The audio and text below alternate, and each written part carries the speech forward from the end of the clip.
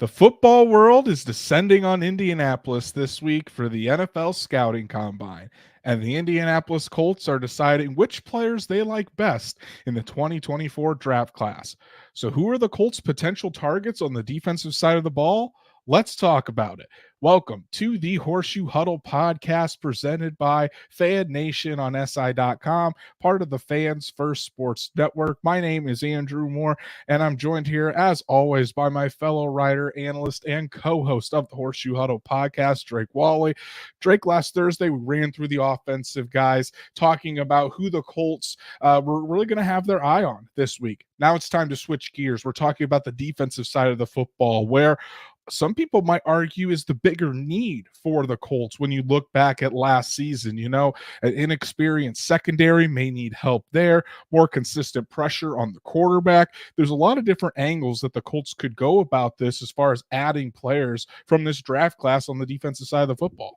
Yeah, and we were talking about offensive line depth and tight ends here and some wide receiver, playmaking and depth, maybe even double dipping there. But man, you talk about cornerbacks, you could probably use a starter. You could probably still use a depth guy. You could potentially use depth at safety, depending all on what they do with Julian Blackmon.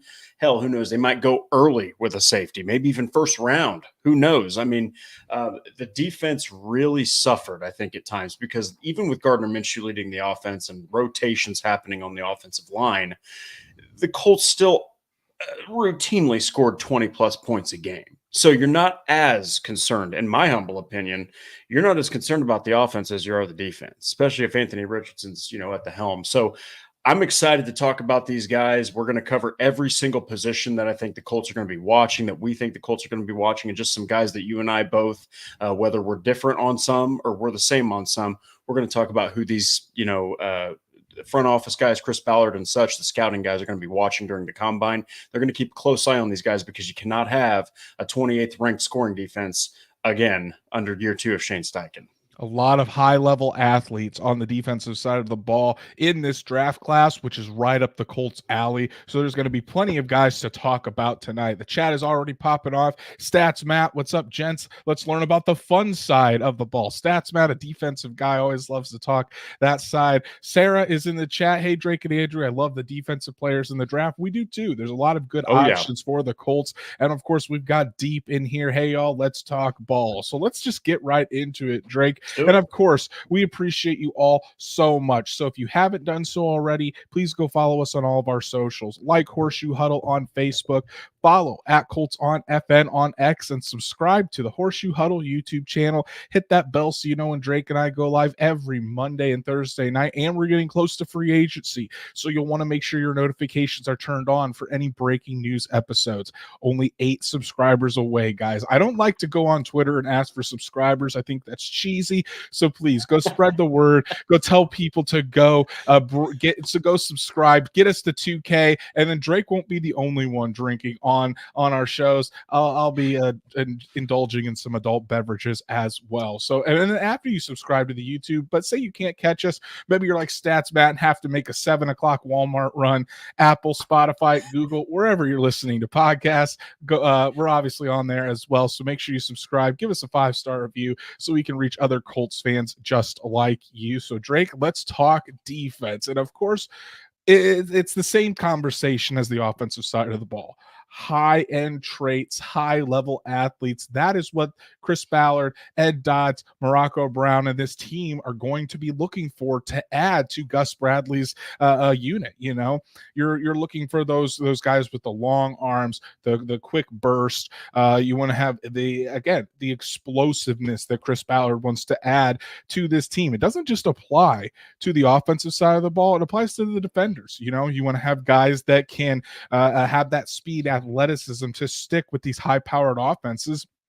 And then guys that also have the ball skills can be playmakers out there and take the ball away so you can give it football back to Anthony Richardson, Jonathan Taylor, Michael Pittman, and this Colts offense that they're hoping is going to be much more dangerous next season and beyond.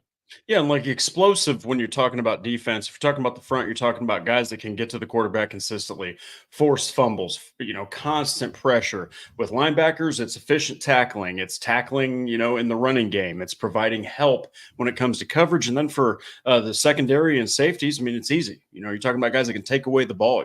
Explosive could even mean a guy who shuts out a receiver all game. He's a blanket on a receiver, or just guys that, once they take that ball away, they're explosive in the regard that they could take it back for six. So there's a lot of different ways you can be explosive on offense, or excuse me, on defense, and complement that offense. You just want to continuously give the ball back to your offense, because in today's NFL, it's less about, bend but don't break, and more about get the ball back because of these high-powered offenses. So we're going to talk about some guys that we feel like the Colts are going to be looking at that have that explosive factor defensively that could help Gus Bradley's defense. Exactly. I want to give a shout out to Blue Nation. What's up to you? Glad you're joining. Our great friend Noah Compton, who is going to be in Indianapolis covering the combine. Wish we could be down there, Legend. Noah, to chat it up and enjoy the festivities with you. But next year, buddy, next year we'll be down there. Hopefully we'll be able to catch up soon. And then Timothy Long, we'll answer this question real quick. How is Anthony Richardson? Anthony Richardson's doing well. He's down. He is continuing to to progress in his rehab. He is throwing now, as we had talked about. He's still been making trips back up to Indy, doing different events.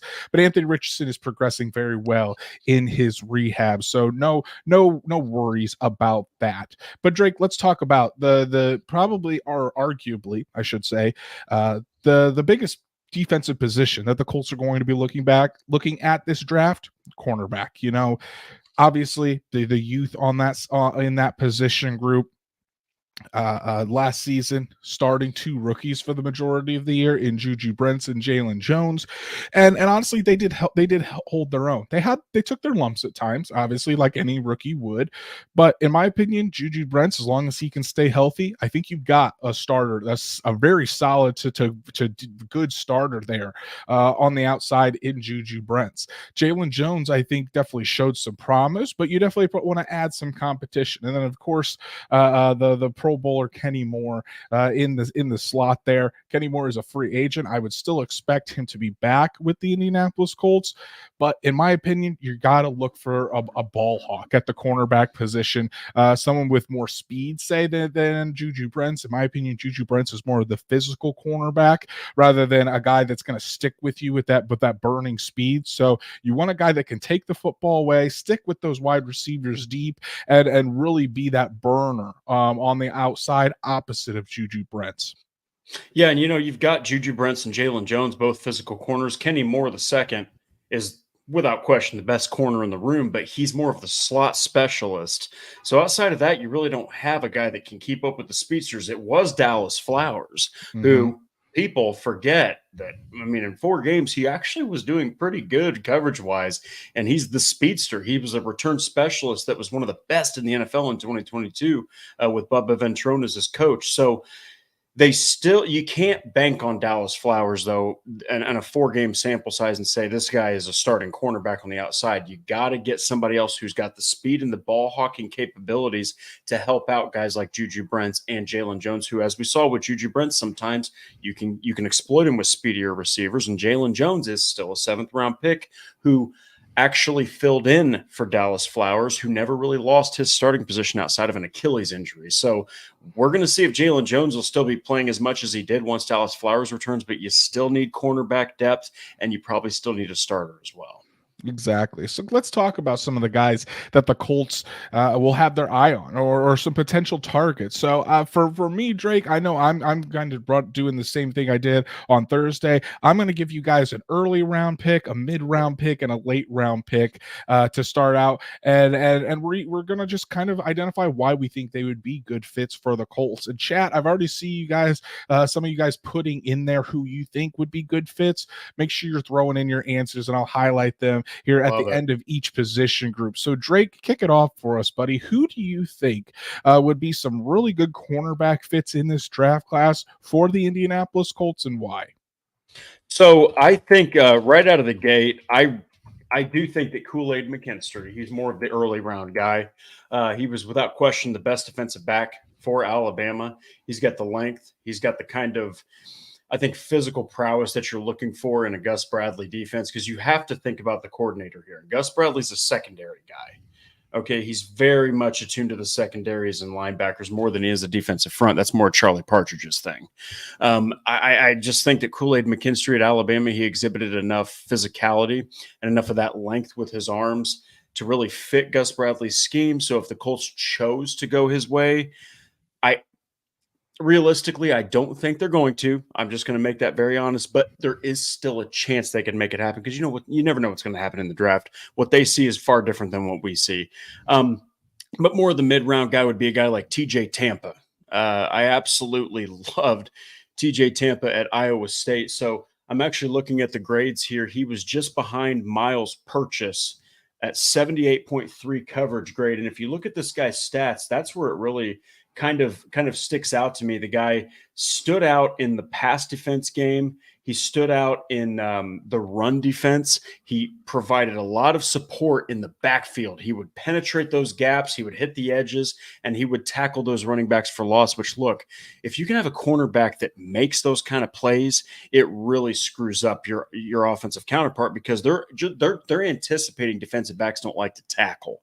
I know that's a real stupid thing to hear sometimes, but it's true. A lot of times you look at the stats, defensive backs, they don't tackle effectively. I think TJ Tampa completely, I think that he overshoots that notion. He'd be a nice mid-round guy. And then later, I think Kyrie Jackson from Oregon, he obviously transferred, but he was one of the best corners, one of the best cover corners for Oregon. And I think that if you're going to double dip, you'd see something more like, maybe a second-round pick at corner, and then maybe a fifth, sixth-round pick at corner, or first round, and then you'll see like fourth or fifth. I just think that he really fits, again, kind of back to Kool-Aid McKinstry. I think that Kyrie Jackson, with his body type, I think that he fits what Gus Bradley wants to do. He wants to be more physical, but he also still has a little bit of speed to keep up with some of those receivers. And hell, if he hits, he's a bargain pick, because he's not going to be a day one or probably even day two guy. Yeah, I love those guys, especially TJ Tampa, Kyrie Jackson. I think when you're looking at the cornerback position for the Indianapolis Colts, that's one of the positions that they are more strict on, in terms of you have to reach a certain height and a certain weight. Yep. The Colts, not only Chris Ballard but Gus Bradley are both in line on this. They want big, tall, long, physical cornerbacks. So the cornerbacks are usually at or above 6 foot, at or more than 200 pounds. Or in the case of Kenny Moore, even though he's kind of small, you look at Kenny Moore's wingspan, he has some of the longest arms at the cornerback position in the NFL. So you have to have those types of traits. So your early round guy was Kool-Aid McKinstry. I think McKinstry could be late first, maybe early second. But for me, I'm going with the guy that we've been gushing over since the Senior Bowl, and that's Quinyon Mitchell out of Toledo. I think he would be the perfect fit for the Indianapolis Colts at the cornerback position. He's a big, long, physical corner, 6'1", 200 pounds, and his athleticism just jumps off the charts. You look at a guy that has the speed to stick with any wide receiver down the field. He's a very smart cornerback, and he's got ball skills too. 6 interceptions the past 2 seasons, returned 2 of those for touchdowns.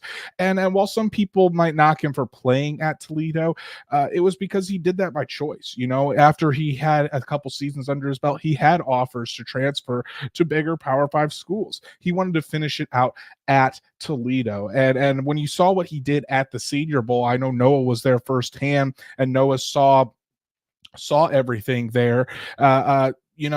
Mitchell was covering all over the field, and really the only guy that was able to catch anything on him was Roman Wilson, who was arguably the best wide receiver that week at the Senior Bowl. So he has 43 passes defended and 6 interceptions over his last 27 games. Just elite ball skills from Quinyon Mitchell. Would be the perfect fit opposite of Juju Brents. My mid-round pick, a guy that I think could get on day 2, I should say, probably second round, is TJ Tampa. Drake, loved what you said. Again, another big physical corner, over 6 foot. I think he's 6'2", around 200 pounds, has good arm length. I think Unofficially, they're about 32.5 inches, but he matches up well with receivers, is able to follow them down the field, has the speed to stick with them, can operate in press man, off zone, similar to Mitchell. He's really good at press man and off zone, which is what the Colts love to run.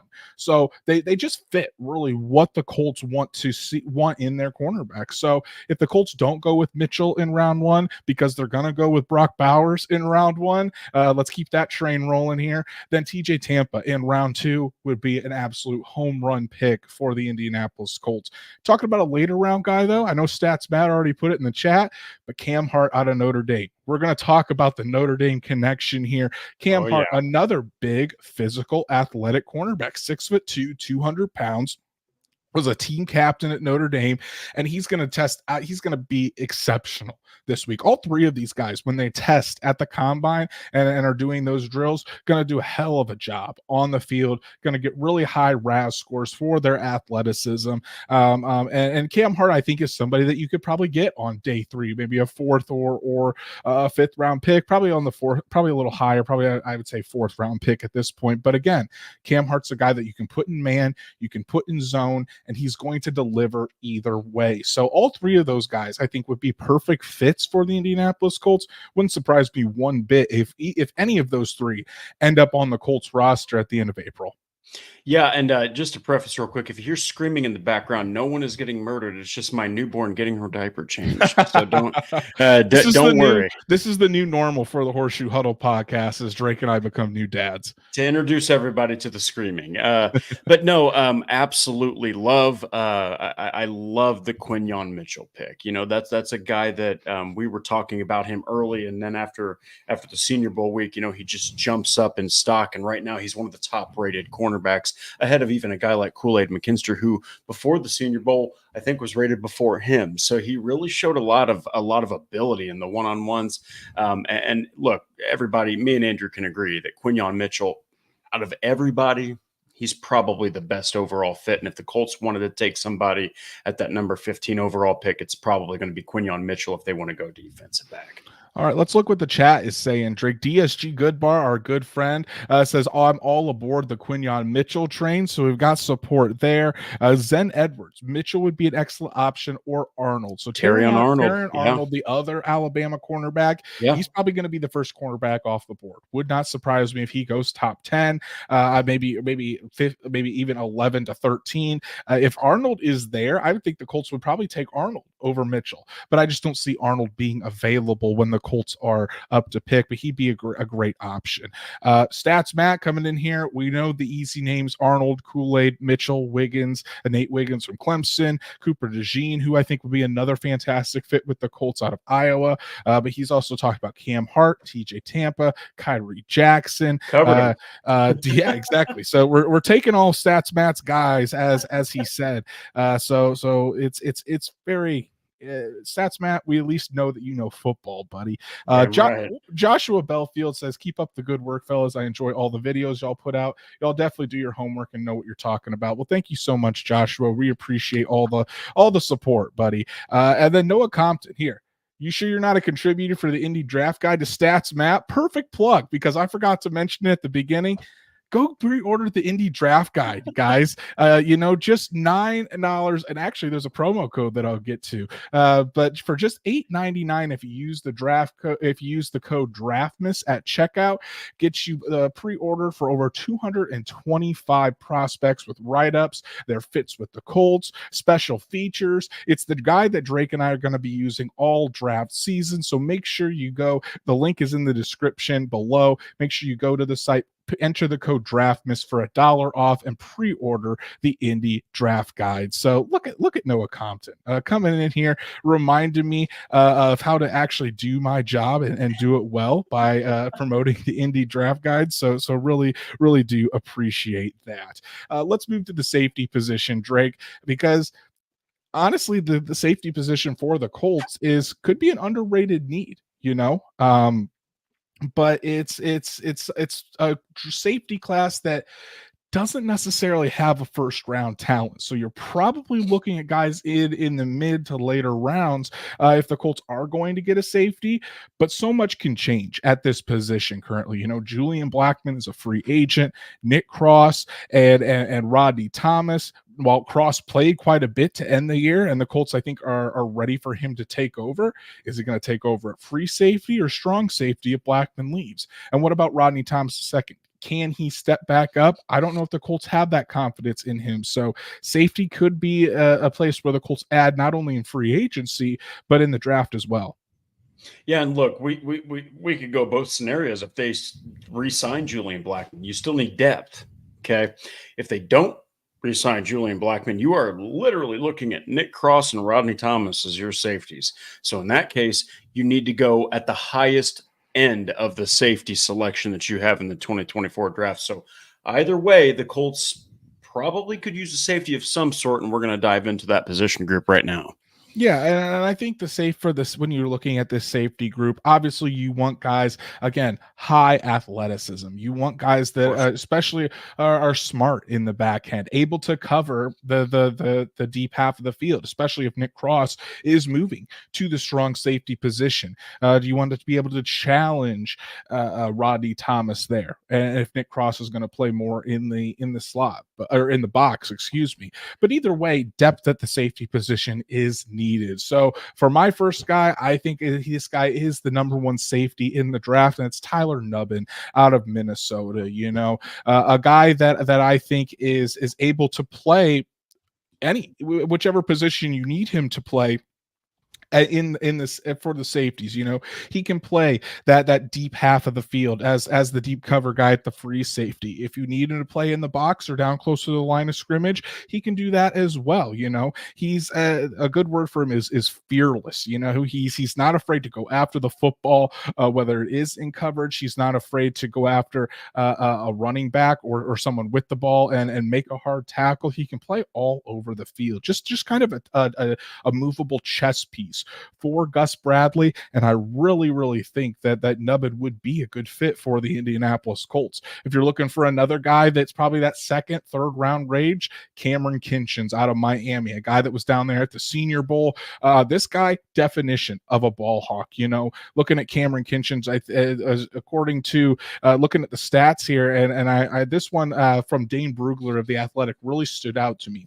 He said that Kinchens was the first Miami player to reach 10 career interceptions since Sean Taylor. Rest in peace to Sean Taylor, the great safety who went to Washington afterwards. But man, that just screams of a ball hawk. Kinchens was also really good at the Senior Bowl, somewhere that the Colts place a lot of stock into. So he probably isn't the fastest guy. Definitely is a risk taker, so he can give up some big plays, but that kind of comes with being the ball hawk. So do you want to kind of switch that out and go after more interceptions?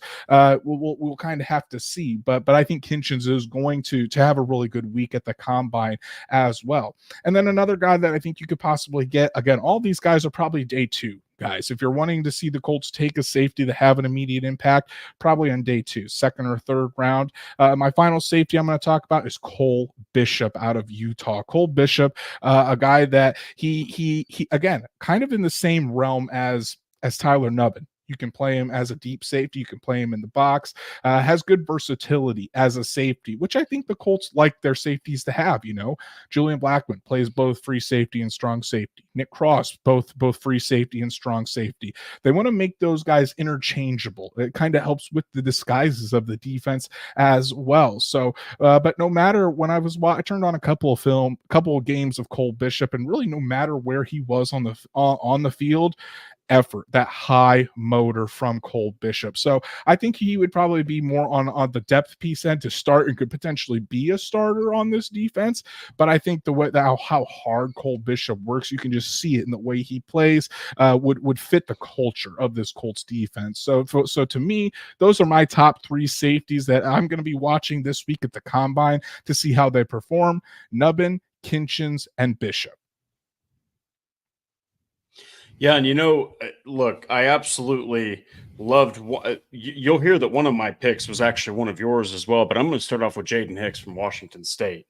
Jaden Hicks, he's more of a big physical type of safety. I think that he brings exactly. Again, I always have to go with what Gus Bradley wants. He's more of a secondary guy, but he did only have 3 interceptions the last 2 seasons of his career.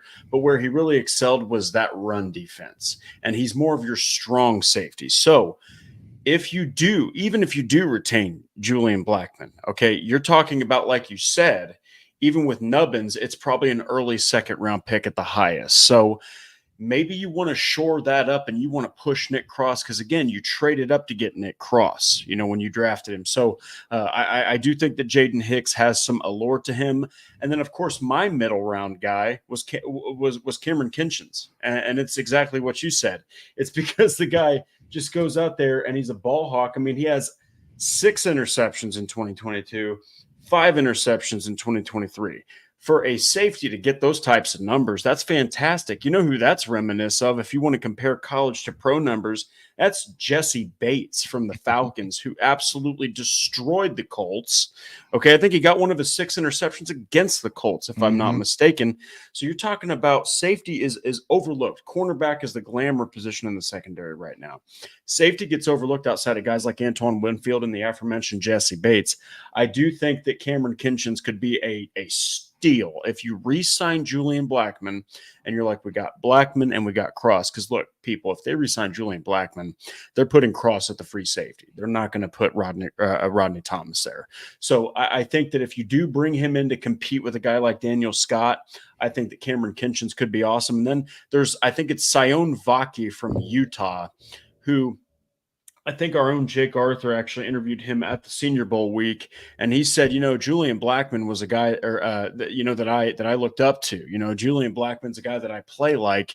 That's a late round type of steal. That's a guy who can really do it all. He's a little bit more versatile. He's kind of a big guy that you could put in sub packages. You could put him at strong. You could put him at free.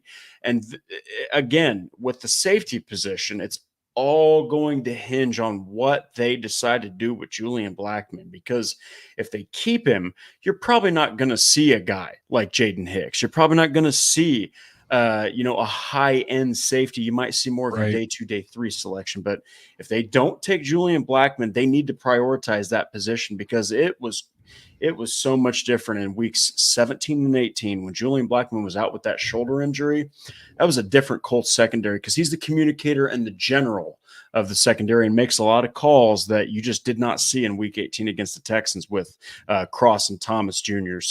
Or Thomas II. So I really do think that safety, whether it's depth or starter, the Colts are really going to look into that. And I wouldn't be surprised regardless if they pick one.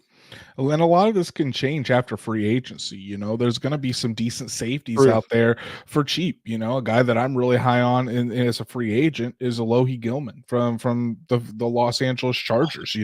I think he'd be an absolutely perfect fit. A former Notre Dame guy would be great at free safety, a guy that's trending upwards. So it's going to be interesting to see how the Colts handle the safety position before the draft. I think that'll give us a good indication if safety is going to be a higher priority as we head towards the draft here in April. So we've talked about the secondary for most of the show, Drake. Let's go to the front 7 and give those guys some love. Starting with the guys up front, Charlie Partridge's group, the defensive line. So I know some Colts fans are calling for an edge rusher early.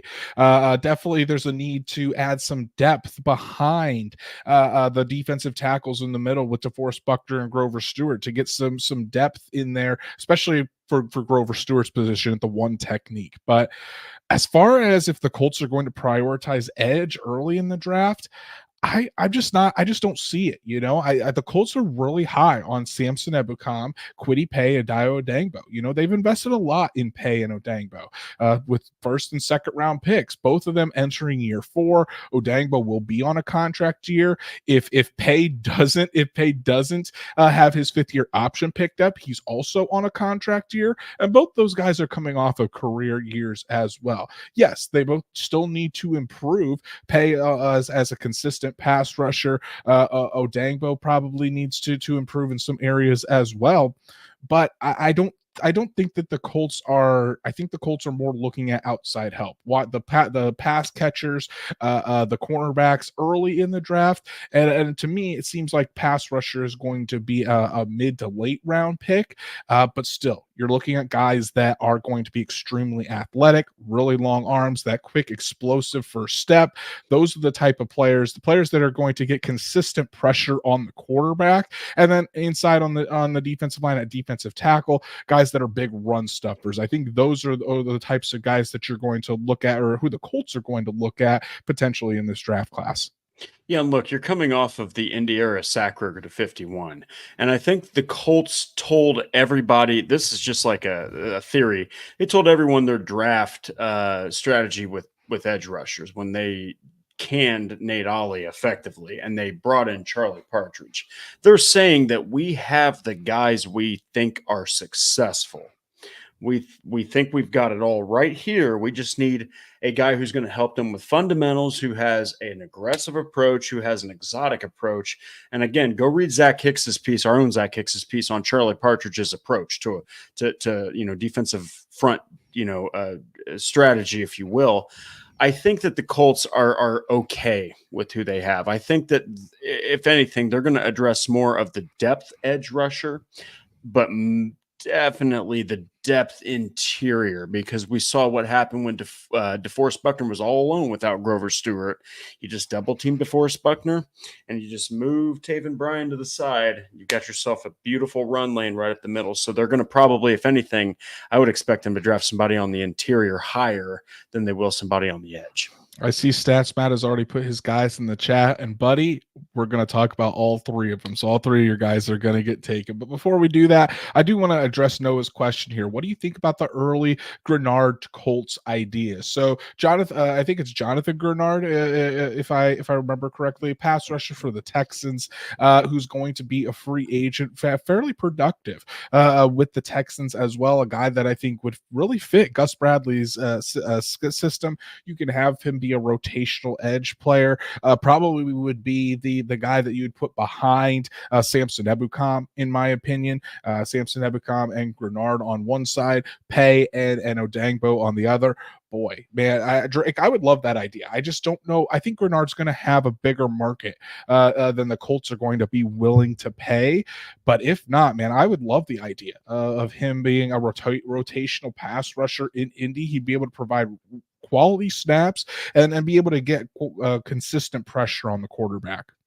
Yeah, Noah, great name to bring up. I mean, Grenard had 12.5 sacks last season, and that was his career high by 4.5. Mm-hmm. So you're talking about a guy that really lit up the stats. But at the end of the day, the Texans didn't really have as consistent pass rush as they wanted, not as consistent, I guess, stoppage of quarterbacks as they wanted. And so it's crazy to say this, but 12.5 sacks for Grenard, when you look back at the tape, it could be a little bit more of I guess, a team effort, kind of like when Yannick Ngakoue had 9.5 sacks. You look back, a lot of those were cleanup sacks. Not saying that all of these from Grenard were cleanup sacks, but that's why Andrew's saying he would be more of a rotational piece if the Colts did sign him, because Ebekam's the guy. I think Ebekam's the guy. I think Kwity Paye's the guy. But, man, if you did make that happen, you factor Grenard into all that with a guy like Tyquan Lewis, who, by the way, was third at QB pressures on the entire roster. Holy crap, you're talking about one of the most complete defensive end groups in the entire NFL, if not the most complete, because he had more sacks by 3 sacks than any Colt last year.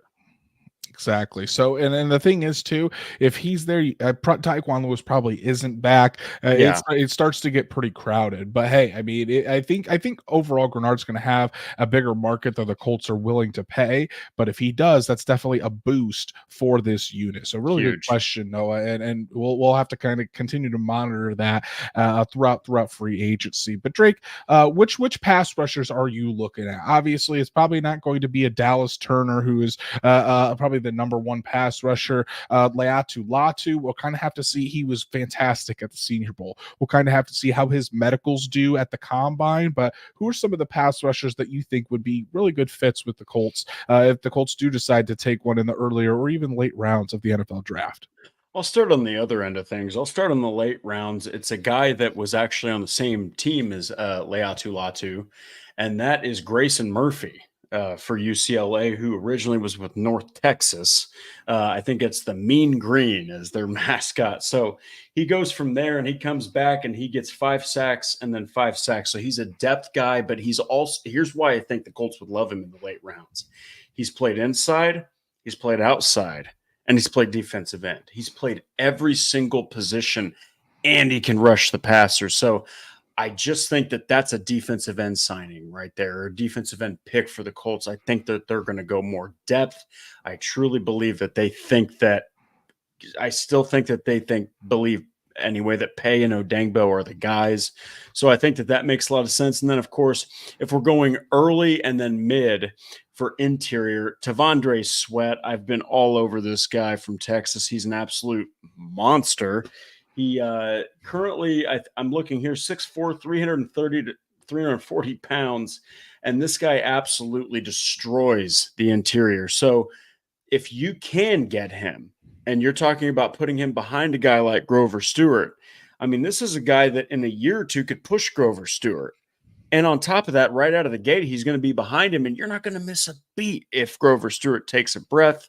He's going to be more of like a second-round pick, I think. Potentially could be late first because he's that disruptive. I mean, at defensive tackle, when you're drafting, you want a guy who's disruptive. T'Vondre Sweat is disruptive. He's like Vince Wilfork, only more athleticism. So, and then I think a more realistic interior guy is Florida State's Braden Fisk.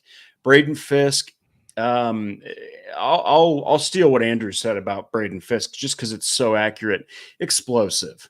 He comes off the line like a hammer. He's ready to go. He can defend the run. He can rush the passer. He is Taven Bryan if Taven Bryan could have hit that first round draft stock when he was picked by the Jaguars. He can defend the run and he can get after the passer, and that's what you want in a defensive tackle. And he'd be a perfect fit behind Grover Stewart. And at the height, he develops into something really special. So I think that those three guys would be key. I still think that Braden Fisk or Grayson Murphy are far more realistic than T'Vondre Sweat. But I just think that if the Colts address anything first, it's going to be that interior depth. Sweat is an absolute monster. So I do think that he'll probably go sooner than the Colts are looking to add depth. Yeah. But Braden Fisk, I mean, he's been your guy from the very jump of this draft cycle, Drake. That's one of Drake's guys. He's my Will Mallory. And his Will Mallory. And then, I mean, Fisk put on an absolute show at the Senior Bowl. So definitely would be a pretty good pick for Indy. On my side, I'm going to go with a little bit different approach. None of my pass rushes are the same as Drake. I'm going to start out with a guy that I think Colts could pick up in the second, maybe early third. That's Chris Braswell, the other Alabama pass rusher, that not Dallas Turner. He actually led at the SEC and had one more pressure than Dallas Turner last season. I think he had 56 overall. And when you're talking about what the Colts want out of if they're looking to add on the defensive line, it's pressure, consistent pressure getting after the quarterback. And this guy has a motor that just does not quit. I mean, whether it's against the pass, against the run, he's always out there playing and giving it 100%. He's really explosive.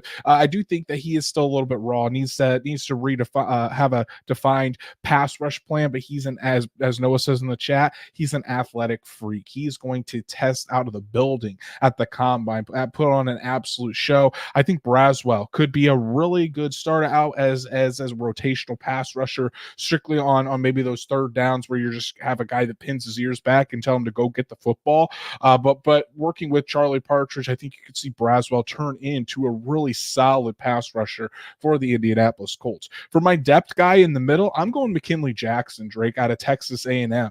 A guy that's 6 foot, almost 6'2", 320 pounds. But this guy is very twitchy, explosive, very athletic. I think he's going to really show out at the combine as well. And that's what you want. You're going to want to put a guy that's very athletic behind Grover Stewart, but just a guy, again, that eats up space in the middle, can help against the run. And that's what McKinley Jackson can do.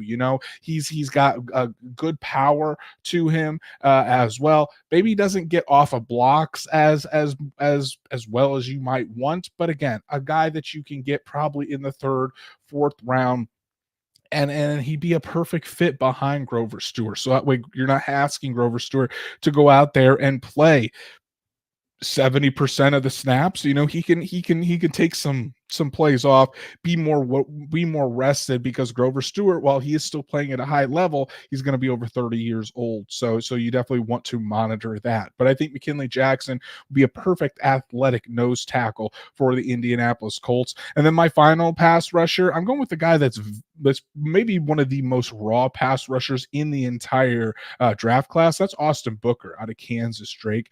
A guy that's again, he's big, 6'6", 245 pounds, only 505 total defensive snaps in his college career. But he has all the physical traits that you want, all the stuff that you can't really teach. He's long, he's athletic, very twitchy, he's got explosiveness. So he's going to be a developmental prospect, definitely. This is a guy that you'd want to get on day 3, stash him, allow him to develop and get better. But if you can mold that ball of clay into something, he can be a really good rotational pass rusher for you. So those are my guys. Braswell, if you're looking for a guy to have more of an impact right away. McKinley Jackson for that depth behind Grover Stewart would be a monster in the middle. And then if you're going to take a chance on a guy, give it to Austin Booker out of Kansas. I mean, a guy that he's, like I said, a moldable ball of clay for Charlie Partridge and this defensive line staff. Yeah, and I absolutely love the Booker pick. I'm looking right here, and 2 years at Minnesota, he played 6 games and got 2 total tackles.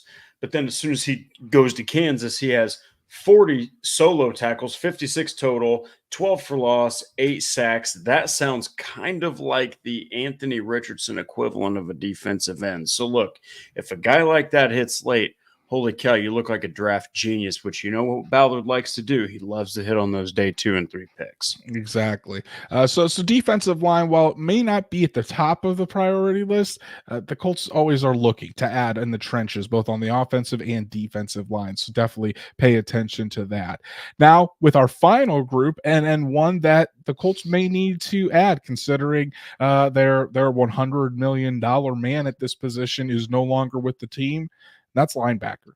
Of course, you got your starters in Zaire Franklin and EJ Speed, but Shaq Leonard is no longer there. And I think the Colts are probably looking at adding some better coverage linebackers there as well. So maybe someone that can help defend these tight ends that you were talking about, Drake, these elite tight ends, just helping defend over the middle. So in my opinion, if the Colts are going to go linebacker, it's going to be a guy that has to have, again, that explosive speed to be able to cover all over the field, because that's something that the Colts missed when Bobby Okereke left for the New York Giants. And when you don't have Shaq Leonard out there that can roam sideline to sideline, of course you've got a very good linebacker in the middle in Zaire Franklin, but you just don't have that coverage linebacker to add to your group.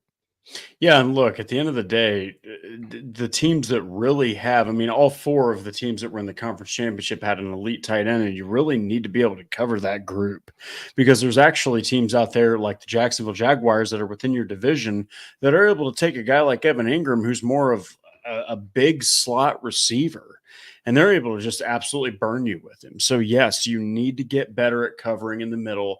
You missed that with Bobby Okereke leaving. You're missing that without prime Shaq Leonard on your team now with the Philadelphia Eagles. So not to say Zaire can't cover guys, not to say EJ can't get it done at times, but they still need that specialist, I think, at linebacker. I would agree, and that can be it if you want to have EJ Speed in there for to start on the running down. So then you bring him out to put the coverage linebacker in on those third down situations. That could be something that the Colts look into. So we'll just have to see. But I think there are some coverage linebackers, especially, that you can find in this draft class. So Drake, the guy that I think is at the top of the linebacker list, Edgerrin Cooper out of Texas A&M. In my opinion, the best linebacker in this draft class. I think that he's probably going to go before the Colts are looking at the linebacker position. But Cooper was pretty much one of the main reasons that the Texas A&M defense was ranked inside the top 10 in all of FBS. Cooper led A&M in tackles for loss, sacks, and forced fumbles. Talk about a guy that does it all. That is Edgerrin Cooper. I think he's going to be, he's not going to test out of the building. I think he is a solid athlete, maybe not an exceptional athlete, but you're looking at a guy that can cover from sideline to sideline. He's a really aggressive tackler, has really good arm length as well. Kind of reminds you of a Shaquille Leonard, really long arms, and just is a menace all over the field. So Edgerrin Cooper in the second round, I think would be where you would have to get him, probably early second round.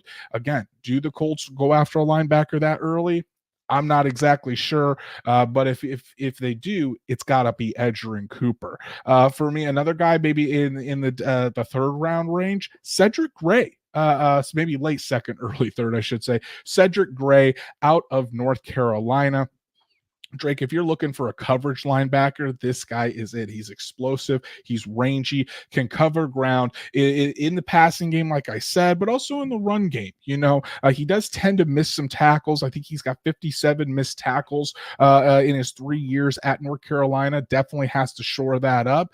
And what was one of the main issues for the Colts defense last year? Missed tackles. So have to shore that up. But he's athletic, high motor, and he's got the speed to go from sideline to sideline. You can just see the athleticism really pop off the screen when you watch him on film. I think he's going to test very well this week at the combine. And then if you're looking for someone a little bit deeper in the draft, Tyron Hopper, the linebacker out of Missouri, 6'2", 221 pounds.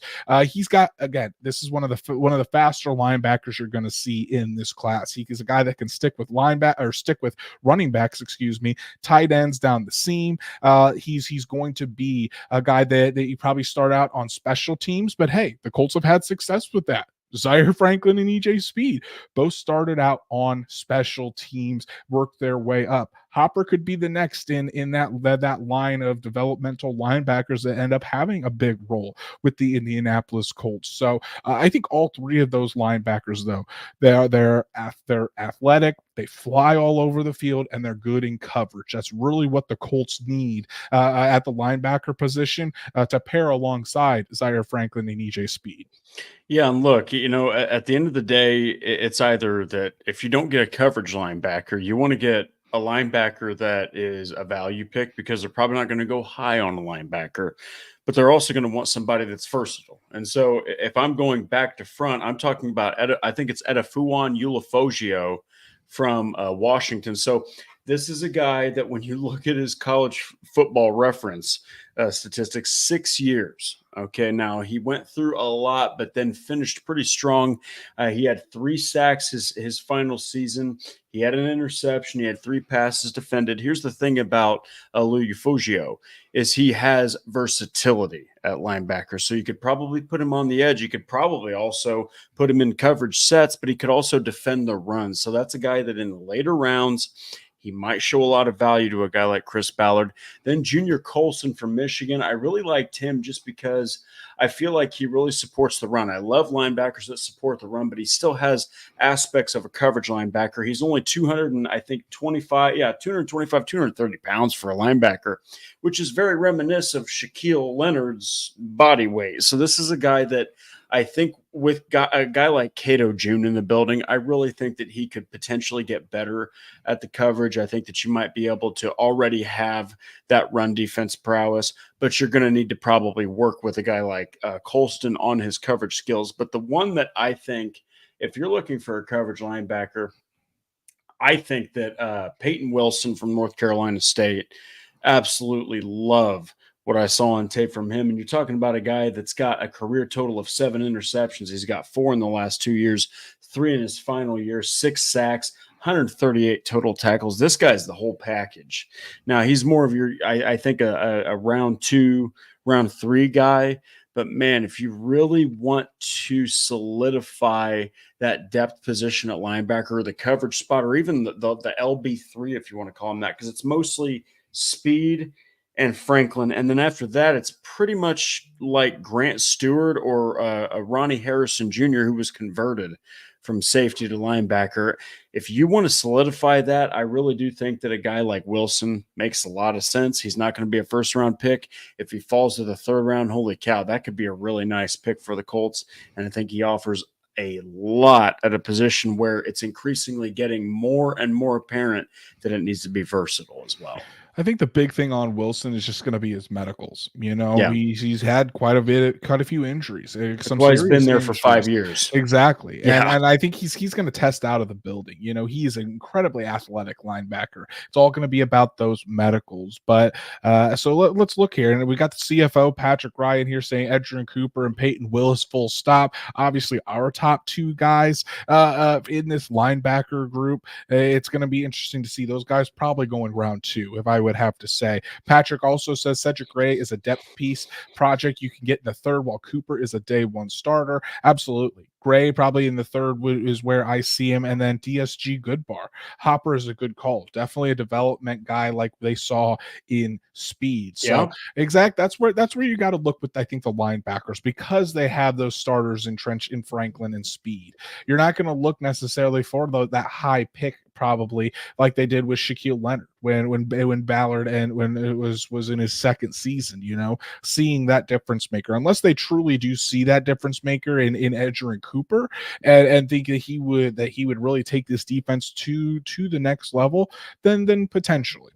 But I think you're looking more at depth piece at those kind of linebackers to kind of groom, develop, and then eventually they could come on as starters. So we got our first super chat of the evening. Richard Horton, thank you so much, buddy, for the $5 super chat. He says, as always, a fantastic show, and I'm pretty sure Drake is getting thirsty. So Drake, you gotta take a drink. We don't have this is the first super chat of the night. Drake is still incredibly sober, so we need to get those super chats in here to get Drake some nice Monday night juice in his system here. But defensive prospects for the Colts, as we went through all the positions, Drake, the thing that stood out with all of these guys, huge, like very high end athletes. You know, the Colts, if you haven't noticed it by now, you need to get on board. The Colts are always going to go after those very athletic prospects. They're going to bet on those high end traits everywhere across the defense. When you look at the starters, you know, Ebukam and Pay at end, fantastic athletes. Stewart and Buckner, great athletes. Franklin and Speed, great athletes. Brents, Moore, Jones, fantastic athletes. The same with Cross and Blackman. You have to be a high-end athlete if you want to be on if you're going to be on this Colts defense. It's as simple as that. And as this team comes together, when you get more talent combined with those athletes and more experience, especially for the secondary, that's where I think you're going to see this defense take a next step. Yeah, and look, you know, they set the Indy era sack record. They had great moments with the linebackers. EJ Speed and Zaire Franklin looked fantastic. And Julian Blackman had himself a career season. And Kenny Moore looked great. Juju Brents looked great at times. But this team still needs more athletes. They still need more difference makers on defense. And they still don't have a designated number one or a difference-making pass rusher. Will that be Ebukam? Will that be Odangbo? Will that be Pay? It still remains to be seen. So that's why this draft is so interesting. And that's why we did an entire episode on offense and defense, because defense, at least I think, and I think Andrew thinks as well, is probably a bigger need as a whole than the offense is, because you're just a couple pieces away from that offense being spectacular and Richardson staying healthy. For the defense, you need safety, you need corner, you probably need linebacker depth, and you need some interior depth. So there's more areas to address. That's why these 7 picks for the Colts are going to be so crucial, and I still foresee a trade back at some point from Chris Ballard. Oh, yeah, the Colts aren't going to end with 7 picks. There's going to be probably at least 2 more picks added to that haul, excuse me, before the draft is over. Let's talk about the latest Colts news and rumors, Drake, before we send the good people out of here. And we're taking a look at the Colts, who's going to speak from the Colts this week at the Combine. It's always a good chance to kind of see where the decision makers are at. And of course, Chris Ballard and Shane Steichen are both going to speak at the NFL Combine on Wednesday. So it's going to be interesting to hear what they have to say. Shane Steichen, you're probably not going to get much out of him, but it is still going to be good to kind of hear what the coach has been looking at and some of his opinions, try to decipher what those mean. But it's Chris Ballard is going to be the interesting one because, guys, I say it every time we hear from Chris Ballard, especially in the offseason, he's going to leave those little nuggets of what he's thinking, where he sees this draft class, where the strengths of it are, where the weaknesses are, and kind of where the Colts are going to be looking. So pay special attention to Chris Ballard's presser on Wednesday because there's bound to be some good little nuggets of what the Colts are thinking. Yeah, with Shane Steichen, you'll hear shoot, you'll hear fired up, and you'll hear excited. Perfect. Now, and a press conference. That's it. But with Chris Ballard, I mean, you already heard a little bit of it, the secondary. You talked about the secondary needs to improve. You talked about Quiddipace specifically improving at getting to the quarterback. And I'm telling you, and Andrews wrote about this, listen to Chris Ballard, listen in depth. I know that there's the bingo chart and he says your stereotypical stuff, but he really is more in depth with his interviews and with his conferences than a lot of GMs are. He leaves you more than what most of these guys do.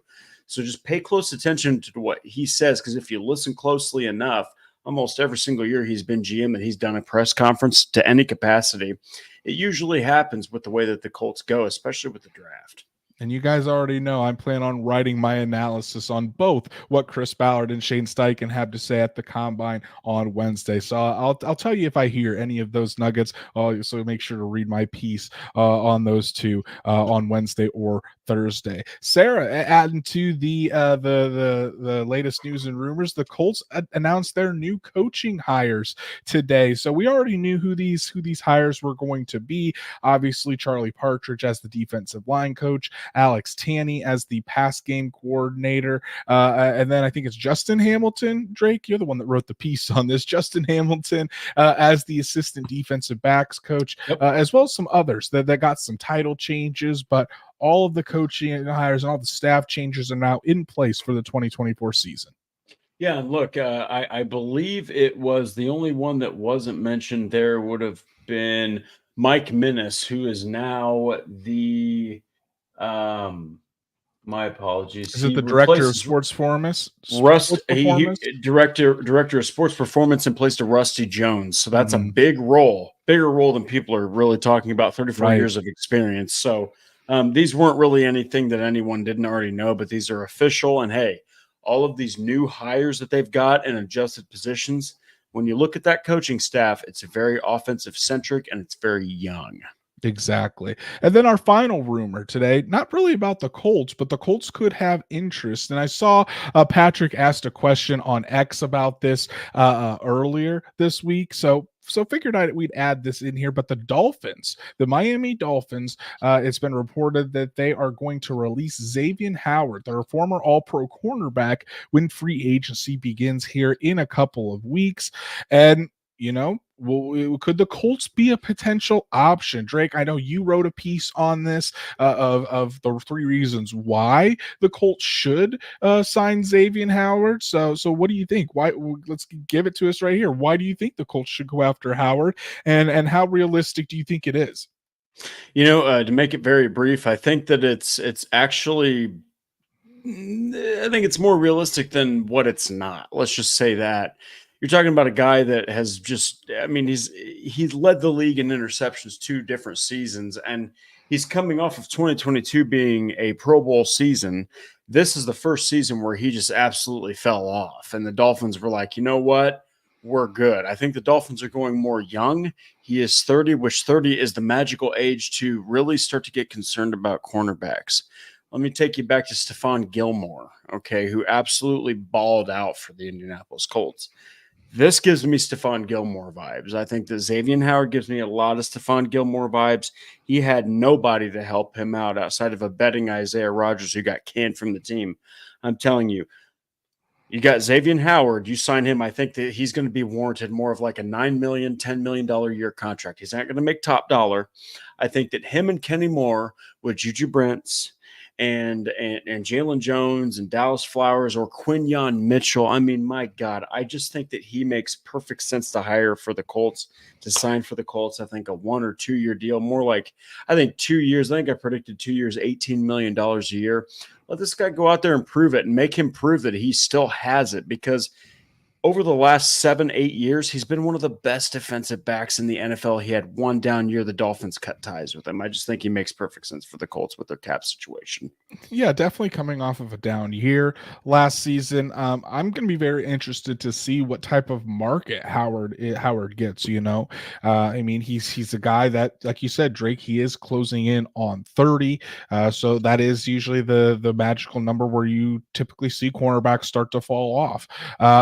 I know that Patrick is all in on the Kendall Fuller. That's train. Also a good signing. He says he's playing like doo-doo butter recently. Kendall Fuller train, hop on board. Patrick just being an absolute menace in the chat. Doo-doo butter every single evening.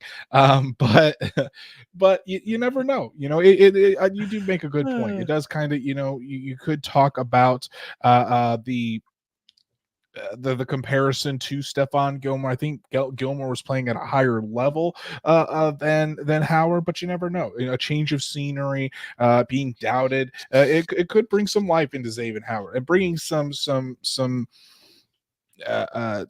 experience into that cornerback room. Not a bad thing with how young the group is. So and then Patrick coming in late with the $5 super chat. He says, do yourself a favor and check out Andrew Van Ginkel from Miami to take over Tyquan Lewis's spot on the roster. And Van Ginkel is honestly a very interesting prospect that the Colts could potentially look at, especially in the later rounds of the draft. Drake, I don't know if you've really looked into to Van Ginkel very much, but it could be interesting to see. He's a guy that probably would take over Tyquan Lewis's role, rotational pass rusher, not a guy that you're going to give big snaps to, but a guy that I think is going to get for us consistent pressure. Excuse me, a free agent, not a draft pick. Maybe I'm the one that's drunk over here. But Drake, what do you think of Van Ginkel, and do you think it would be a good fit for the Colts? Actually, yes, because Patrick direct messaged me about Andrew Van Ginkel. Yes, he is a Tyquan Lewis type of guy. And look, I loved Lewis in 2023. 44 pressures on quarterbacks. Dio had 29. Quiddy had 28. Tyquan Lewis was, as Andrew loves to say, the NASCAR package type of guy. I'm telling you, if you can get a guy like that on a rookie deal, as much as the Colts love Tyquan Lewis, they're probably not going to keep him. If they really think a guy like Andrew Van Ginkel can replace Tyquan, it's a business at the end of the day. They're going to absolutely let Tyquan go to the free market to potentially have a higher depth chart position somewhere else, and they'll have him. But, man, I'm telling you, yes, go look at the tape on Andrew Van Ginkel. He's very similar to Tyquan Lewis, only better health. Absolutely. Thank you so much, Patrick, for the super chat. Apologies on my mess up there, but appreciate all of your support, buddy. So Drake, we've gone through the offense, we've gone through the defense. This NFL combine is going to be probably one of the more fun combines that we're going to watch in some time. Last year as two guys covering the Indianapolis Colts, we were all about the quarterback position. You and I were there, took in all the quarterback workouts and really digested everything that we saw from guys like Anthony Richardson and CJ Stroud. This year, your focus is really on the entire draft class, because the Colts could go so many different ways with that first round pick and with this and beyond, or do they go with a cornerback first round, or is it a wide receiver? Plot twist is none of those. It's going to be Brock Bowers, but behind Brock Bowers, is it going to be a cornerback? Do they look for depth along the defensive line? Where's a wide receiver added? Because they want to get more explosive on offense. So these testing numbers are going to be so important to find out which are the top level athletes in this class and who the Indianapolis Colts are likely going to be targeting when the draft comes at the end of April. Yeah, and look, on the defense, they need starters. They need depth guys. They need like super depth guys. Like they need special teamers. The Colts are constantly evaluating the defense. And when you look at how they performed last season, especially once guys went down, they realized on the interior and with the cornerbacks and even the safeties, they need depth guys. And so it's not glamorous to talk about depth positions and outside of the first and second rounds, but the Colts nail their day 2 and day 3 picks a lot. Say what you want about Ballard. He's very good at evaluating talent when no one else is evaluating it. And that's usually after day 1. So look out for a lot of positions on defense. With offense, it's very clear what they need. On defense, it's very unclear.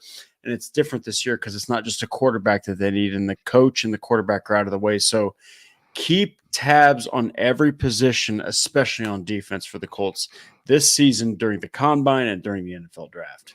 And as we wrap up the show here tonight, Patrick with the $5 super chat. Thank you so much for your support, buddy, as always. And definitely go to Patrick's Twitter and check out the CFO's best ever mock draft. He doesn't have enough followers. Go follow Patrick Rye. Yes, go follow Patrick Rye on X. Andrew Moore approved. Yes, saw the mock draft. Told him to inject it right into my veins. Loved every second of that mock draft. So make sure you go check that out. But regardless, guys, it's NFL Combine week, and it's going to be a fun one. So that's our show for this evening. Really appreciate everybody tuning in and talking some defensive prospects with us tonight. Shout out to our super chats from Richard and Patrick and everyone else that joined us on the show. It was a fun night, real fun night, and make sure to enjoy all things NFL Combine this week and get out there, watch those prospects so you know who the Colts potentially will be taking in April. If you haven't done so, please go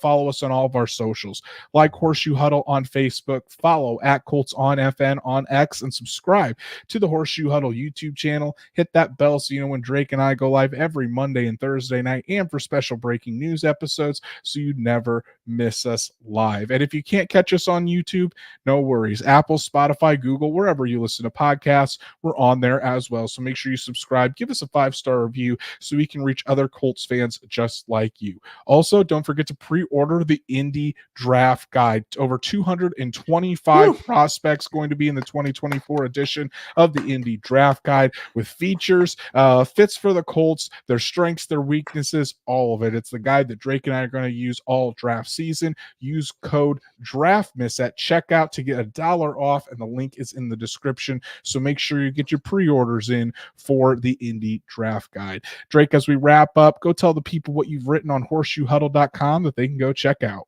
So I did the strongest and weakest position groups. I did the fact that the Colts off-season plans will actually be different because of the salary cap news.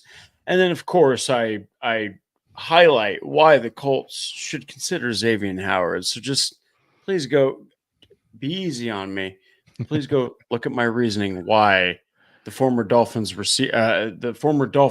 defender would actually be a fantastic acquisition for the Colts.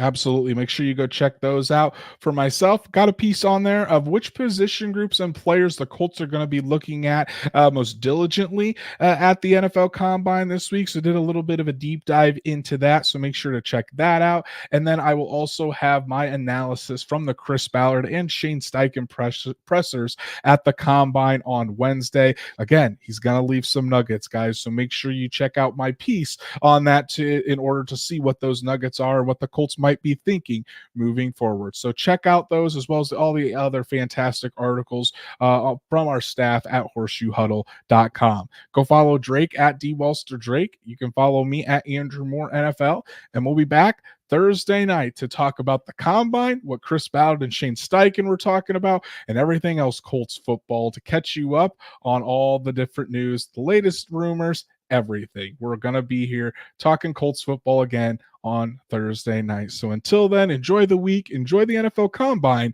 and we'll see you soon, Colts fans.